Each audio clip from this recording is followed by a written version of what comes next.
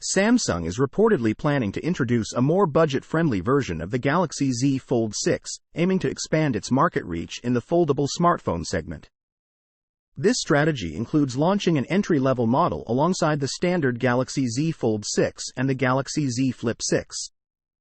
The decision to offer a cheaper Galaxy Z Fold variant is influenced by the success of the Z Flip series, which has shown better sales figures.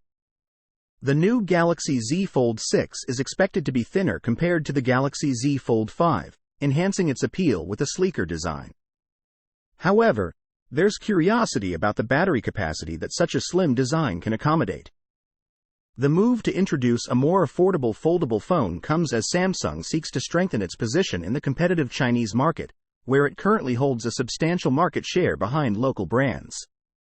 Amidst these plans, Samsung is cautiously considering the market dynamics, as launching a lower-priced foldable model might affect the sales of its premium devices and overall profitability in the current economic climate.